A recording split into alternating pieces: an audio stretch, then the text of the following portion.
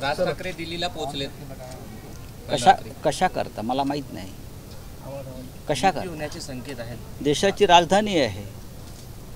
देशाच्या राजधानीत कोणी जात असेल तर त्याच्यावरती प्रश्न का विचारले जातात मला माहीत नाही. काय मोदी शहांनी कोणावर बंदी घातली आहे का दिल्लीत येऊ नये.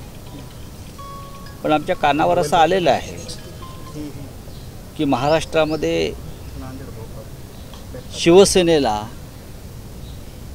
त्रास देण्याच्या हेतूनं आधी शिवसेना फोडली तरीही काही फायदा झाला नाही.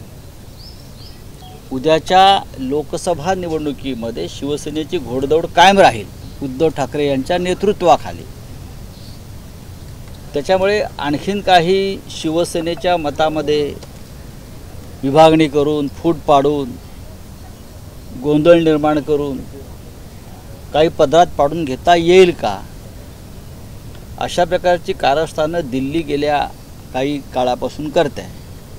पण मी त्याच्याशी कोणत्या इतर घटनेशी संबंध जोडू इच्छित नाही. पण प्रयत्न सुरू आहेत. काय तुम्ही अजूनही पालकत्वाची वाट पाहताय? 95,000पेक्षा अधिकच्या कुटुंबाचे आयुष्य आनंदाने भरले आहे. आजच कॉल करा आणि मिळवा फर्टिलिटी ट्रीटमेंटवर सूट आणि सर्वांना द्या आनंदाची बातमी. MIM पद्धतीचे काही पक्ष महाराष्ट्रामध्ये असतील आणि ते बाळासाहेब ठाकरेंनी स्थापन केलेल्या शिवसेनेच्या संदर्भात महाराष्ट्रावर अन्याय करणाऱ्या मोदी शहांना मदत करू इच्छित असतील तर महाराष्ट्राच्या इतिहासात अशा सर्व नेत्यांची पक्षांची भूमिका ही महाराष्ट्रद्रोही म्हणून लिहिली जाईल असं मला वाटतं. आणि मला वाटतं की शेवटी ज्यांचं महाराष्ट्रावर प्रेम आहे, मराठी माणसाच्या चळवळीवर प्रेम आहे, ते अशा प्रकारचा कोणताही निर्णय घेणार नाही. पण आम्ही सर्व परिस्थितीला सामोरे जाऊन कोणत्याही विषम परिस्थितीला सामोरे जाऊन महाराष्ट्रामध्ये या मोदी शहांच्या महाराष्ट्रद्रोही पक्षाचा पराभव केल्याशिवाय राहणार नाही. पण अशा निवडणुकीच्या अशा ऐन वातावरणात राज ठाकरेंची जी दिल्लीची मला माहीत नाही. बघा मी त्यांच्यावरती बोलू इच्छित नाही. दिल्लीत जाणं किंवा अन्य कुठे जाणं हा त्यांचा अधिकार हा देश सगळ्यांचा आहे. पण युतीच्या मला असं कळलं की रात्री त्या नेत्यांना भेट मिळाली नाही, सकाळी बोलवलं आहे. पण अशा बातम्या वाचत असतो आम्ही. त्याच्यावरती काय खास मत व्यक्त करावं अशी माझी भूमिका नाही. शरद पवार शिवसेनेमुळे पार्टी करे की राज ठाकरे आघाडी मागायची? शिवसेनेमुळे महाराष्ट्राच्या राजकारणात चिखल झाला. 2019मध्ये जनतेने शिवसेना आणि भाजप युतीला निवडून दिलं होतं. मात्र त्यानंतर शिवसेना काँग्रेसच्या मांडीवर जाऊन बसली असा मनसेने हे केला टोला. ठीक आहे, त्यांचे टोले त्यांच्यापाशी. अजून राजकारण बरंच महाराष्ट्रात घडायचं आहे, चालायचं आहे.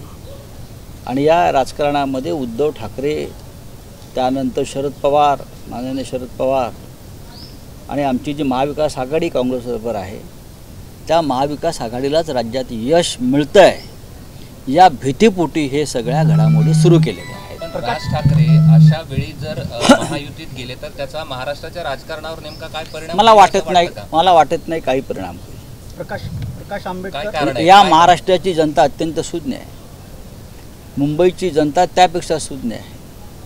महाराष्ट्रावर चाल करून येणाऱ्या अनेक शाह्यांचा या जनतेनं समाचार घेतलेला आहे.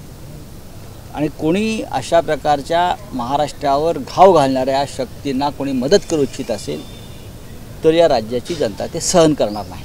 नाना पटोले यांनी सांगलीतून आपला उमेदवार काल सांगितला आहे. त्यानंतर आपण चंद्रहार पाटील यांना बघा असं आहे की महाराष्ट्रातल्या संदर्भातले जागा वाटप झालं शेवटच्या दिवशी नेहरू सेंटरमध्ये. ते अंतिम होतं. त्या वेळेला काँग्रेसकडून दिल्लीचे 5 प्रमुख नेते उपस्थित होते. त्यांच्यासमोर या सगळ्या गोष्टी ठरल्या. शरद पवार साहेब पण होते, जयंत पाटील होते, मी स्वतः होतो. आणि त्यात असं ठरल्यात काही गोष्टी, त्यानुसार हे जागा वाटप झालेलं आहे. आता त्यानंतर कोणी काय भूमिका घेत असेल तर त्याच्यावरती मी व्यक्त होणार नाही.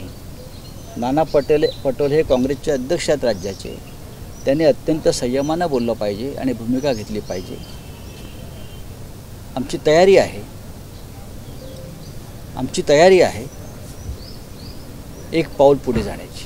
पण जागा तुम्हाला सुटली आहे सांगलीची? 100% सुटली आहे जागा, 100% सुटली आहे. जर कोणाला तिकडे भारतीय जनता पक्षाला मदत करायची असेल अप्रत्यक्षपणे काही कारणामुळे व्यक्तिगत, तर तो त्यांचा प्रश्न आहे. नाना पटोले मदत करतील? मी कोणाचं नाव घेतलं नाही. तुम्ही असे प्रश्न विचारू नका, तुम्ही चुकीचे प्रश्न विचारताय. कोणाला जर तिथे अप्रत्यक्षपणे भारतीय जनता पक्षाला मदत करून काही साध्य करायचं असेल तो त्यांचा प्रश्न आहे. आम्हाला भारतीय जनता पक्षाचा पराभव सर्व पातळ्यांवर करायचा आहे आणि तो आम्ही करू. प्रकाश आंबेडकर यांच्या म्हणजे आज ही संपूर्ण जागा वाटप ठरलं का आणि अल्टिमेटम दिलं का?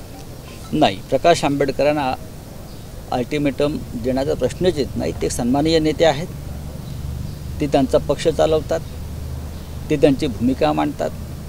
वंचित बहुजन आघाडी हुकुमशाही विरुद्ध लढणारा पक्ष आहे, संविधान रक्षणासाठी उतरलेला पक्ष आहे. आम्ही त्यांना आमच्याकडून महाविकास आघाडीकडून 4 जागांची एक प्रस्ताव दिलेला आहे. असे प्रस्ताव कधीतरी मागे पुढे होत असतात, असं काही नाही. आता राजू शेट्टी आहेत हातकणंगलेमध्ये, आम्ही त्यांच्यासाठी एक विचार करतो आहोत की राजू शेट्टी त्यांचा जो स्वाभिमानी पक्ष आहे तो आमच्याबरोबर राहावा, यासाठी आमचे प्रयत्न सुरू आहेत. त्यांची इच्छा आहे. त्याच्यामुळे ह्या चर्चा साधारण निवडणुकीच्या आधी शेवटपर्यंत सुरू असतात आणि त्या यशस्वी होतील.